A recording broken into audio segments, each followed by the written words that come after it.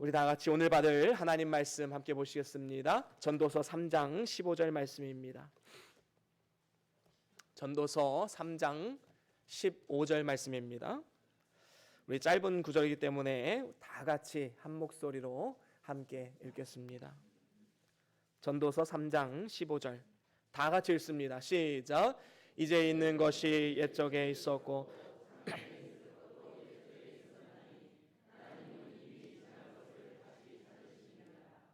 아멘. 우리 짧은 구절이니까 다시 한 번만 읽을까요? 한 번 더 읽겠습니다. 시작. 이제 있는 것이 옛적에 있었고 장래에 있을 것도 옛적에 있었나니 하나님은 이미 지난 것을 다시 찾으시느니라. 아멘. 아멘. 우리 다 같이 말씀 들고 함께 선포하시겠습니다. 주의 말씀은 내 발의 등이요 내 길의 빛이 되십니다. 주여 말씀하옵소서. 주의 종이 듣겠나이다. 아멘. 아멘. 오늘 말씀은 전도서 3장 15절 말씀으로 지난 것을 다시 찾으시는 하나님이란 제목으로 말씀을 나눠보길 원합니다. 이제 2019년도 며칠 남지 않았습니다. 이제 희망찬 2020년을 우리는 맞이하게 됩니다. 요즘 들어서 참 시간이 점점 빠르게 지나감을 느끼게 됩니다. 우스갯말로 인생은 20대는 20km, 30대는 30km, 40대는 40km 이렇게 지나간다는 말이 있지요. 그만큼 인생이 빨리 지나간다는 말일 것입니다. 그래서 성경은 인생은 마치 안개와도 같다라고 말씀하고 있음을 볼 수 있습니다. 야고보서 4장 14절 한번 읽어볼까요? 야고보서 4장 14절입니다. 다 같이 읽습니다. 시작. 내일 일은 너희가 알지 못하는도다. 너희는 없어지는 안개니라. 아멘. 그렇습니다. 여러분 안개를 한번 보십시오. 새벽녘 되면 안개가 짙게 드리우지요. 그런데 신기하게도 아침 해가 딱 뜨고 나면 언제 그렸나는 듯이 안개는 싹 사라지고 맙니다. 잠시 있다 사라지는 안개와도 같은 우리의 인생을 보여주는 말씀인 것이지요. 그런가 하면 시편 90편에 보면 이런 말씀이 있습니다. 우리 같이 한번 읽어볼까요? 시편 90편 10절입니다. 시작. 우리의 연수가 70이요 강건하면 80이라도 그 연수의 자랑은 수고와 슬픔뿐이요. 그렇습니다. 우리의 인생은 70이요 강건하면 80이라고 말씀하고 있습니다. 그런데 이렇게 짧은 인생이라도 신속히 가니 날아가는 것 같다라고 말씀하고 있습니다. 마치 활시 위에서 떠난 화살과도 같이 우리의 인생은 너무나도 빨리 지나가고 있음을 보게 됩니다. 뿐만 아닙니다. 베드로전서 2장 11절에 보면 이러한 말씀이 있습니다. 우리 같이 한번 읽어볼까요? 함께 읽습니다. 베드로전서 2장 11절 시작. 자들아 나그네와 행인 같은 너희를 권하노니 영혼을 거스려 싸우는 육체의 정욕을 제어하라. 아멘. 그렇습니다. 나그네와 행인은 어떤 사람들입니까? 우리가 길을 가다가 흔히 볼 수 있는 사람들이지요. 그런데 그분들을 다시 볼 수 있는가? 사실 그렇지 않다라는 겁니다. 그저 스쳐 지나가는 인연에 불과하다라는 것이지요. 그래서 이 세상에서의 삶은 아무리 장수한다 할지라도 100년이라고 봅시다. 이 100년의 삶 동안 우리가 열심을 다해 살아간다 할지라도 영원한 삶에 비하면 그리고 하나님 앞에서 보면 어쩌면 우리의 인생은 그냥 작은 점 하나 아니면 더 작게 작은 티끌 하나에 불과한 인생이다라고 우리는 표현할 수밖에 없는 것입니다. 마치 길 가다가 잠시 마주친 나그네나 행인과도 같은 그러한 인생이 바로 우리의 인생이지요. 안개, 화살, 그리고 나그네, 행인. 결론은 무엇입니까? 우리의 인생은 빠르게 지나가고 신속하게 지나가 버린다는 사실입니다. 이러한 삶에 어떠한 소망을 발견할 수 있겠습니까? 사실 솔직히 말하면 금방 있다 사라지는 우리의 인생이기에 진정한 소망을 우리는 우리의 삶 가운데 발견할 수가 없습니다. 결국에는 죽음으로 끝나버리는 인생이기 때문입니다. 그렇다고 저는 지금 여러분들에게 인생은 무의미한 염세주의에 빠져있는 이러한 설교를 하는 것이 아닙니다. 왜 그렇습니까? 우리의 인생이 만약에 이 땅에서만 끝난다면 그저 작은 점 하나, 작은 티끌 하나에 불과하지만 영원한 삶이 있다라고 우리가 믿는다면 우리가 살아가는 7, 80년, 길게는 100년의 이 세월이 절대로 무의미한 시간이 아니다라는 것입니다. 오늘 말씀에도 보면 영원한 하늘집, 하나님 앞에 서는 그날에 지난 모든 것을 다시 찾으시는 하나님의 모습을 우리는 볼 수가 있습니다. 그렇습니다. 고린도후서에도 육신의 장막집이 무너지면 영원한 본향집이 우리를 기다리고 있다라고 말씀하고 있습니다. 우리의 삶의 자세는 무엇입니까? 분명히 우리는 하나님 앞에 서게 되는 영원한 본향집을 찾는 그 날이 분명히 있다는 사실을 알고 살아가야 된다는 것이지요. 하나님 앞에 서는 이유와 목적이 무엇입니까? 하나님께서 우리에게 상급을 주기 위함인 것입니다. 그런데 우리가 여기서 한 가지 간단하게 짚고 넘어가야 할 문제가 하나 있지요. 그것은 과거와 현재와 미래라는 시간의 개념은 유한한 우리의 인간의 이해를 돕기 위해서 하나님께서 주신 시제이지 하나님 앞에 과거가 있고 현재가 있고 미래가 있는 것은 아닙니다. 하나님이 우리 한 사람을 구원하실 때에는 미래만 구원하는 것이 아니라 하나님께서는 우리의 과거 구원, 현재 구원, 미래 구원까지 한 사람의 인격체를 구원하시는 것입니다. 그래서 과거에는 구원하지 않으셨다가 현재 내가 예수님 믿어서 구원받았다. 이거는 반은 맞고 반은 틀린 말입니다. 하나님은 이미 태초 이전부터 우리를 선택하셨고 우리에게 은혜를 주셔서 예수님을 믿을 수 있도록 믿음을 우리에게 허락해 주신 것이지요. 그렇기 때문에 하나님은 시간을 초월해서 존재하시는 분이다라는 전제를 가지고 시작을 해야 됩니다. 그래서 성경에는 하나님께 하루가 천년 같고 천년이 하루 같음을 잊지 말라고 분명히 말씀하고 있습니다. 그렇습니다. 우리가 이 땅 가운데 살아가면서 물론 시간의 제약을 받고 살아갑니다. 하지만 그 시간 역시도 하나님께서 주신 것이고 우리에게 주어진 그 시간 가운데 어떻게 하면 하나님을 기쁘시게 할 수 있을까? 우리는 이 인식을 가지고 일평생을 살아가야 마땅한 것입니다. 오늘 본문에도 이러한 사실을 잘 보여주고 있지요. 하나님께서는 지난 것을 다시 찾으신다. 미래적 관점에서 보면 하나님 앞에 섰을 때에 지금 우리가 생각하는 미래도 이제 과거의 삶이 될 것입니다. 그러면 하나님 앞에 섰을 때에 우리의 온 인생을 들여다보시면서 지난 모든 것을 다시 찾으시겠다. 우리의 인생에 대해서 우리들에게 묻겠다라고 말씀하고 있는 것입니다. 그리고 행한 만큼 상급을 주시겠다 분명히 약속하고 있는 것이지요. 우리는 언젠가 하나님 앞에 서게 될 날이 분명히 있음을 알고 그 날을 잘 준비하며 살아가야 됩니다. 여러분 연말이 되면 TV에 보면 뭐가 나오지요? 뭐 연예대상 뭐 이런 거 하지요. 시상식이 있습니다. 매년마다 그 한 해를 되돌아보면서 가장 열심히 했던 사람, 가장 성공적인 삶을 살았던 사람, 가장 별과 같이 빛났던 스타들, 그런 사람들에게 상을 주지요. 바로 우리가 일생을 마치고 하나님 앞에 서게 되는 그날에 지나온 모든 삶을 돌아보면서 하나님께서 우리에게 상급을 주시겠다 약속하신 것입니다.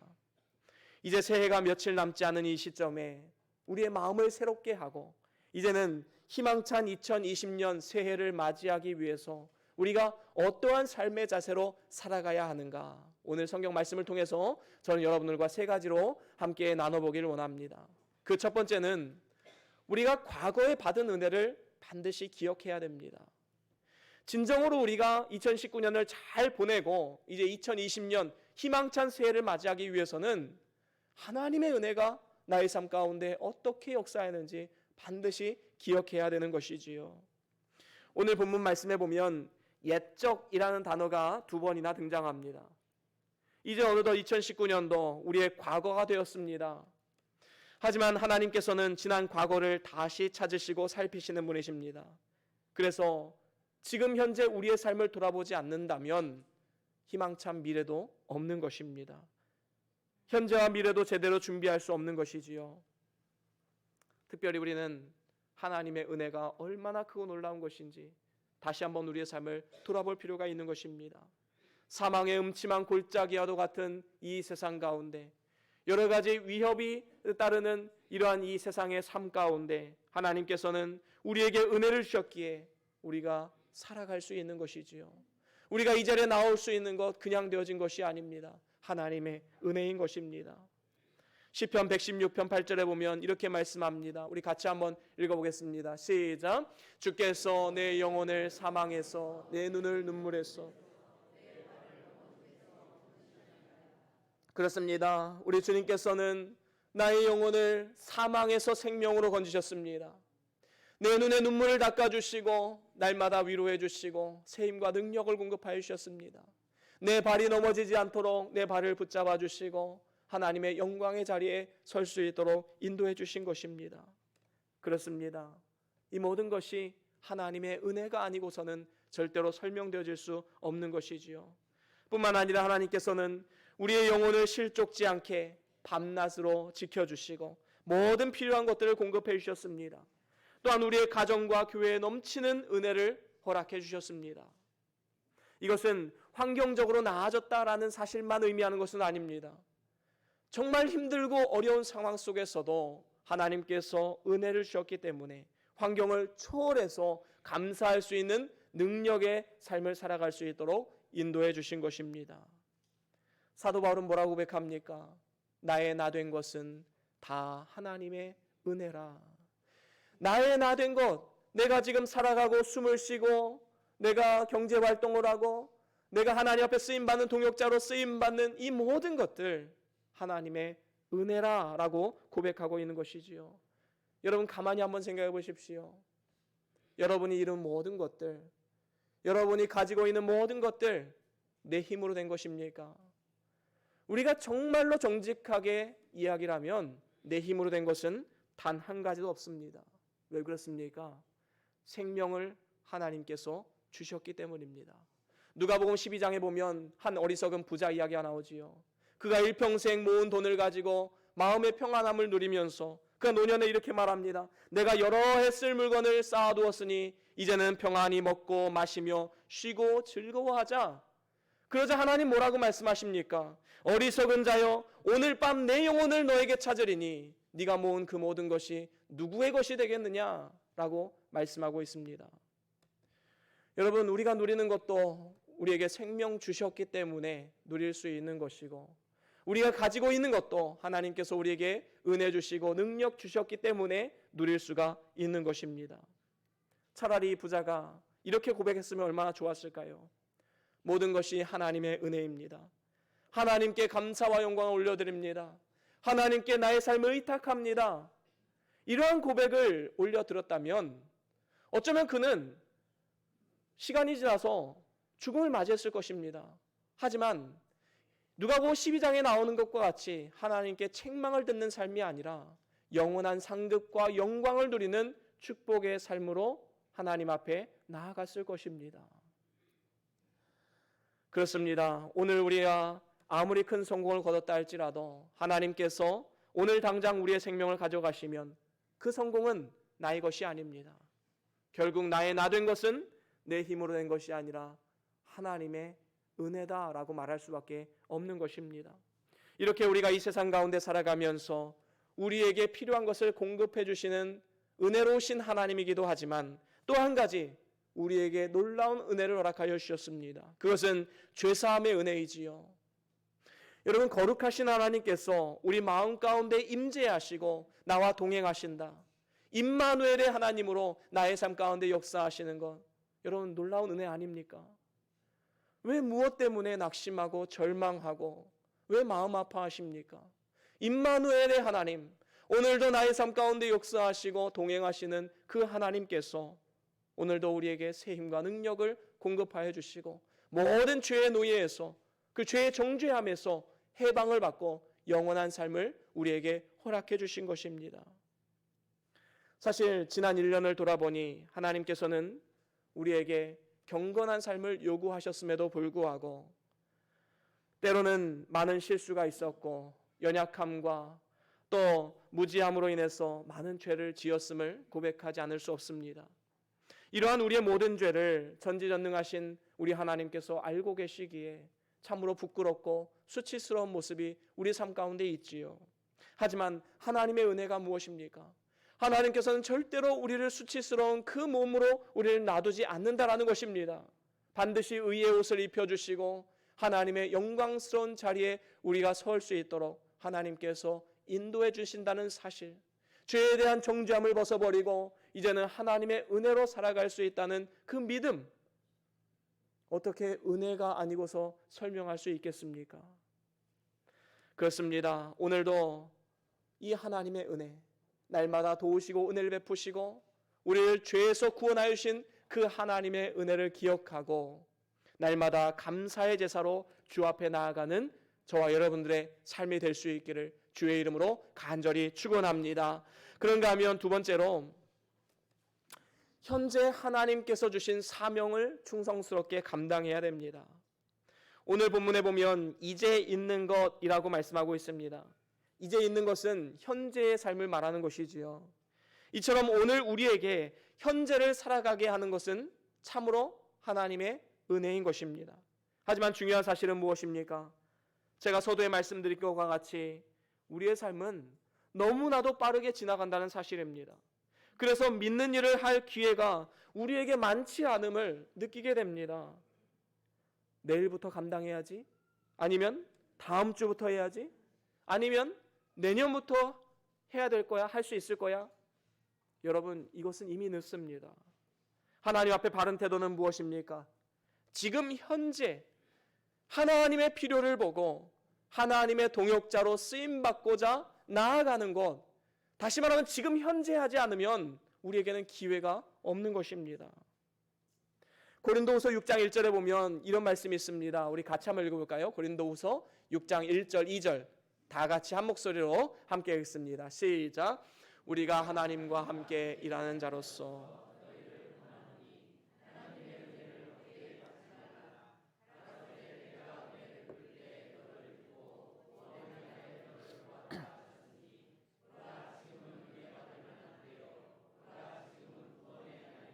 아멘. 그렇습니다. 하나님과 함께 일하는 자로서, 다시 말하면 하나님의 동역자로서 하나님께서 우리에게 주시는 권면이 무엇입니까?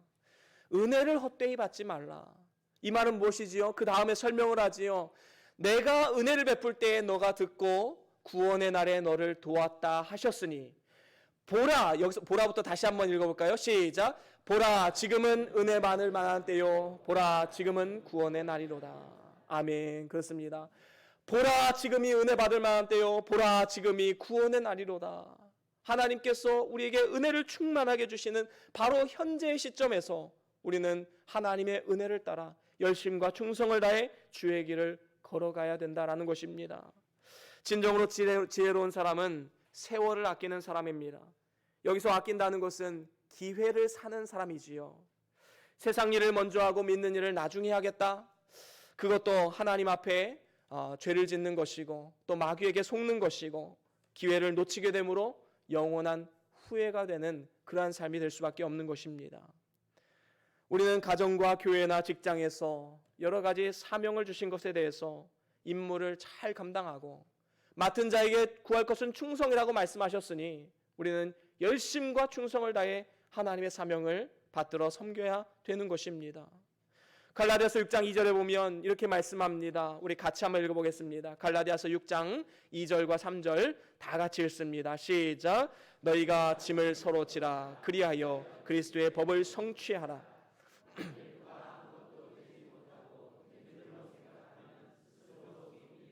그렇습니다. 그리스도 안에서 서로가 서로의 짐을 지라. 다시 말하면 서로가 서로에게 종이 되어서 섬김과 희생으로 나아가라 라고 말씀하고 있는 것입니다. 그러면서 뭐라고 말씀합니까? 만일 누군가가 아무것도 하지 않으면서 내가 무언가 된 줄로 착각하면 그것은 스스로 속이는 것이다 라고 말씀하고 있습니다. 여러분, 우리가 아무것도 하지 않으면서 나는 주를 위해서 살아가고 있다라고 착각하며 살아가면 절대로 안 되는 것입니다. 물론 이 자리에 주일 예배 나온 것도 잘하신 것입니다. 하나님께서 기쁘게 받으신 줄로 믿습니다. 하지만 우리는 한 단계 더 나아가서 어떻게 하면 주님 앞에 쓰임받을 수 있을까? 어떻게 하면 하나님 앞에 바르게 살 수 있을까? 주를 위해서 살아갈 수 있을까? 우리는 날마다 이 고민을 해야 마땅한 것입니다. 하나님의 말씀과 성령, 하나님의 부르심 앞에 충성하기로 결단하며 행하십시오. 이제 내년 초 1월 둘째 주에 사역부장을 새로 임명합니다. 그리고 사역부를 재구성하는 사역 헌신 주간으로 우리가 지키게 됩니다.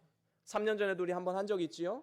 자신의 이름을 사역부에 써서 하나님 앞에 헌신하는 주간으로 우리가 지키게 됩니다.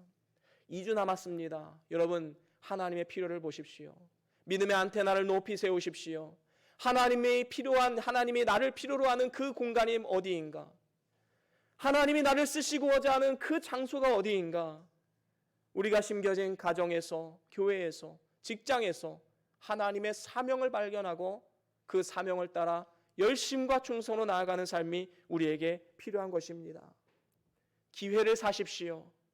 지금 우리가 충성하지 않고 기회를 사지 않으면 시간이 지난 이후에 후회와 절망과 미련이 남는 인생이 될 수밖에 없는 것입니다. 뿐만 아니라 우리 다음 세대에게도 유익을 주지 못하고 해를 끼치는 결과를 맞이하게 되는 것이지요. 여러분, 성경에 보면 느헤미야라는 인물이 나옵니다. 이 느헤미야는 페르시아 제국의 술 맡은 관원장이었습니다. 아주 높은 관직이었지요. 지금으로 하면 대통령 비서실장 정도의 계급입니다. 높은 권력과 또 권세를 가진 이 느헤미야, 자신의 동족들이 살고 있는 예루살렘이 회파되고 성벽이 무너져서 이방 민족들에게 어려움을 당하고 있다는 소식을 하나님으로부터 듣습니다. 그러자 이 느헤미야는 이 일을 남의 일로 여기지 않았습니다. 이 일은 나의 일이구나. 하나님께서 나에게 지금 말씀하시는구나.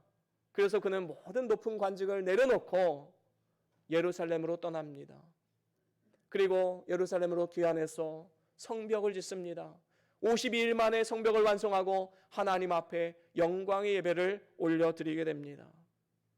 느헤미야가 이렇게 귀하게 쓰임받을 수 있었던 것은 하나님께서 사명을 주셨을 때 이것은 다른 사람의 일이라고 생각하지 않고 이것이 바로 나에게 주신 사명이다라고 생각했기 때문인 것이지요.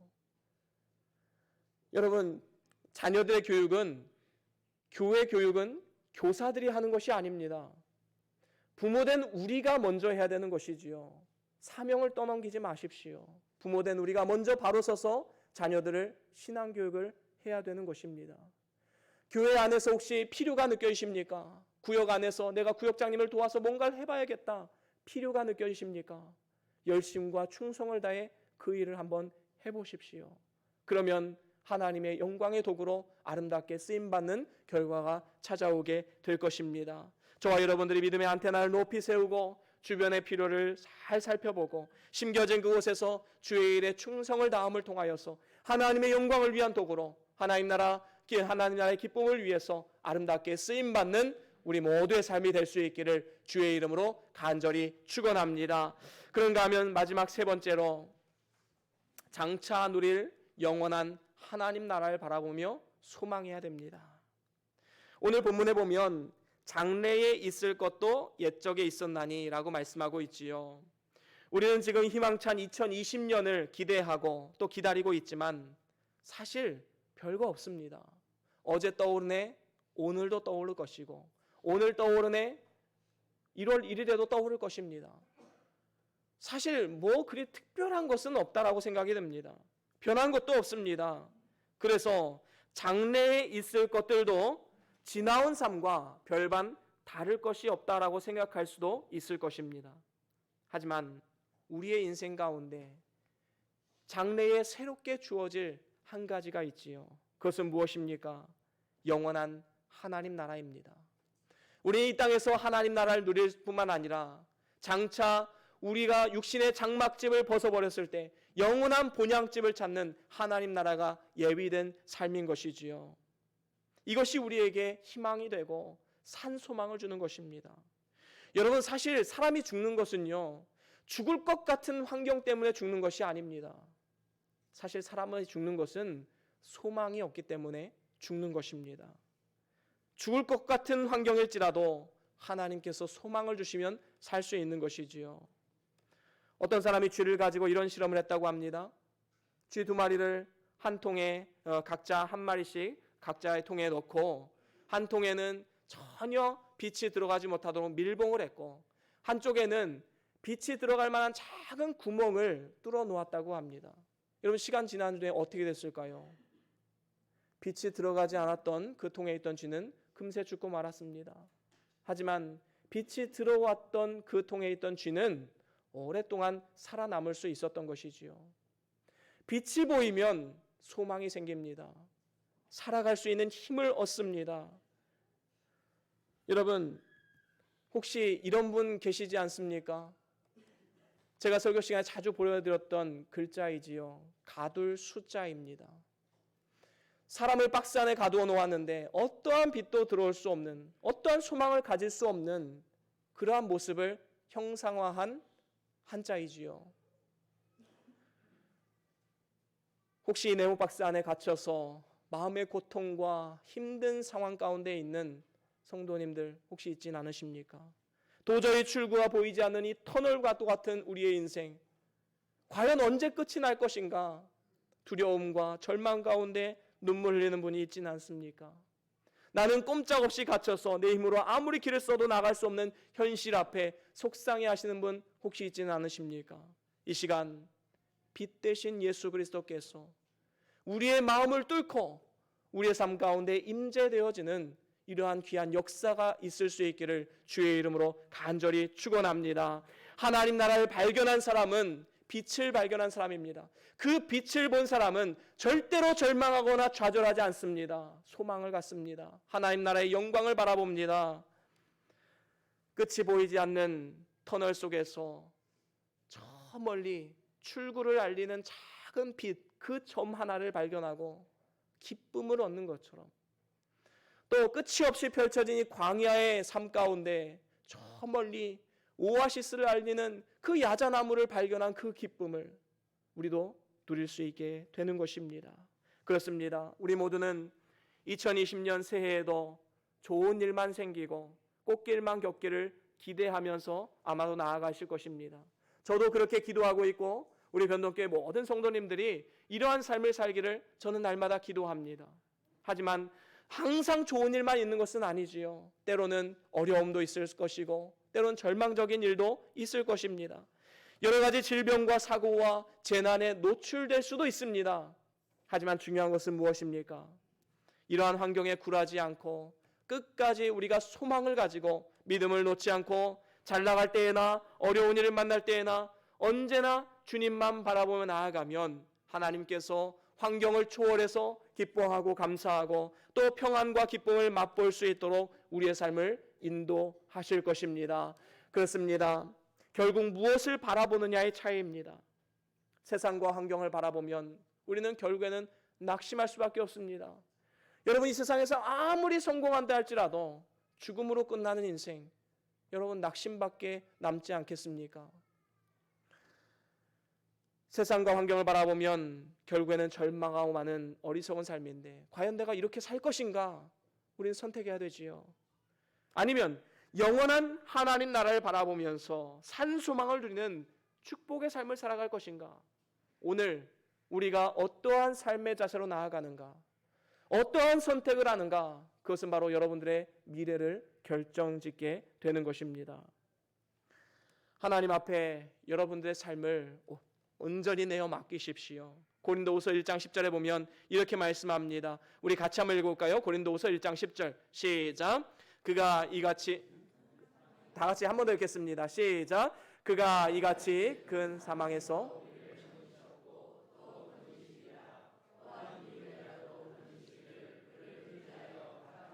아멘. 그렇습니다. 큰 사망에서 우리를 건지시고 또 건지시리라. 이후에도 다시 우리를 건지시리라. 그러면서 말씀하시는 것이 오직 그를 의지하라. 그를 바라보라. 우리가 하나님을 바라보는 그 순간 하나님께서는 우리에게 구원의 손을 내밀어 주시고 어두움 가운데 빛이 되어 주시고 삶 가운데 희망과 소망을 불어넣어 주실 것입니다. 저와 여러분들이 영원한 하나님 나라를 바라보며 소망함으로 인해 지금으로부터 영원까지 하나님과 동행하는 축복의 삶을 살아가는 복된 삶이 될 수 있기를 주의 이름으로 간절히 축원합니다. 사랑하는 우리 변동교회 성도 여러분, 이제 2019년도를 마무리하고 희망찬 2020년도를 맞이하는 이 시점에 우리가 이제 새로운 희망을 가지고 나아가야 됩니다. 우리의 삶을 돌아보고 이제는 하나님께 어떻게 쓰임 받을 수 있을까? 희망찬 기대를 가지고 우리는 나아가야 됩니다. 새해를 맞이하면서 우리는 세 가지를 반드시 기억해야 된다고 말씀을 나누었습니다. 첫 번째는 무엇이었지요? 그렇습니다. 과거에 받은 은혜를 기억하십시오. 하나님께서 나에게 어떠한 은혜를 주셨는가? 살아가는 것, 호흡하는 것, 생명 주신 것, 하나님의 은혜입니다. 두 번째는 무엇입니까?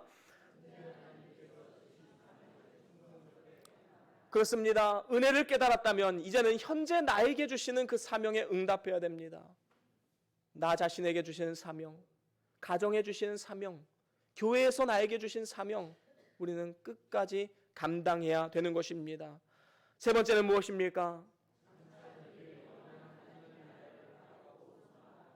그렇습니다. 여러분, 잘 나갈 때 현실을 바라보지 마시고, 절망할 때에도, 안 나갈 때도, 힘들 때도 현실을 바라보지 마시고, 최후 승리 주시고 결국에는 하나님 앞에 서야 될 그날을 바라보면서 우리는 믿음으로 소망을 가지고 나아가야 할 것입니다.